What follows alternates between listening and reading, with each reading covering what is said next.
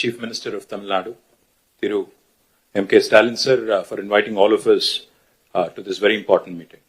Honorable Chief Minister of Kerala, Shri Pinarayi Vijayan sir, Honorable Chief Minister of Telangana, Revanth Reddy Garu, Honorable Chief Minister of Punjab, Shri Bhagwan Singh Manji, Honorable former Chief Minister of Odisha, Shri Naveen Patnaik ji, my brother and Deputy Chief Minister of Tamil Nadu, Shri Udayanidhi Stalin ji, Deputy Chief Minister of Karnataka, Shri D.K. Shivkumar ji, and to all the representatives of various political parties from across India, I sincerely thank you for joining this very important meeting.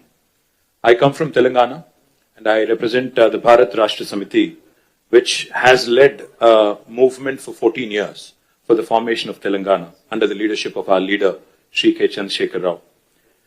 When Mr. Vijayan spoke about tyranny of majority, sir, we understand what exactly it means to come out of a larger setup and create a small state.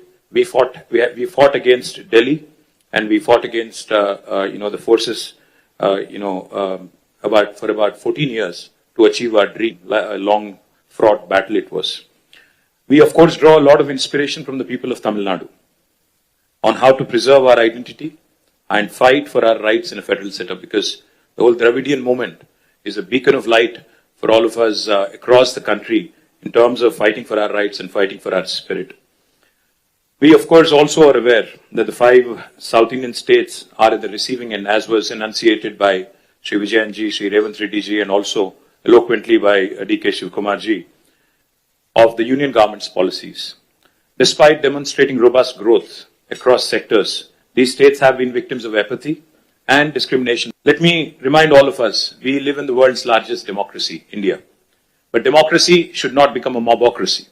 We cannot let numbers dictate terms. We cannot let numbers dictate policies. While any true federal government would incentivize high-performing states, we have a dispensation today in India that rewards laggards and penalizes achievers. South Indian states, we all know, have been pioneers in administration, in education, in economic production, yet we are penalized with reduced political power. This is not just an imbalance, but it is a political and fiscal centralization that is looming large. History will not forgive us if we do not speak up, because this is the time I think we have to unite. We have to fight against this fundamental inequity. We also need to remember those who have contributed significantly cannot be penalized, cannot be discriminated against. Despite contributing to 36% of India's GDP from the 5 southern states, we are receiving smaller share of central resources, which is also raising a huge concern on fiscal centralization. Delimitation will also create a situation where fiscal resources will also be centralized, much to the chagrin, much to the detriment of South Indian states. If we allow this to continue, I fear that as South Indian leaders, we will be doing a great disservice to our future generations. So history will not forgive us, let me repeat, if we do not speak up now. Discrimination against the South is not a new phenomenon. However, it has reached an alarming proportions in the last 1 decade.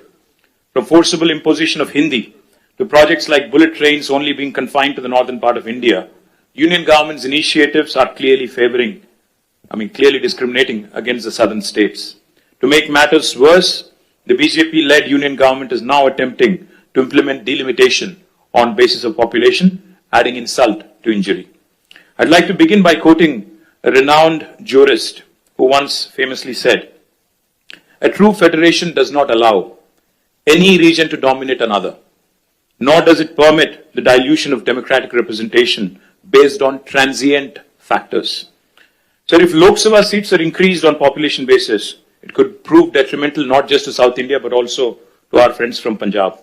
If not approached cautiously, if not approached with utmost caution, this could impact India's federal balance and heighten regional disparities. We all are Indians first, and then I think we have sub-regional identities, and we cannot have that be challenged. India is not a collection of administrative units. It is a pluralistic, ethno-linguistic union of states. We are unlike any homogeneous composition like China or Russia. We certainly are not against money being given to lagging states or backward regions. But the fact is, we are not against money of central government going to some states, but we are against hegemony. We are against this superior feeling that, one region is above another. As we are all aware, as was mentioned by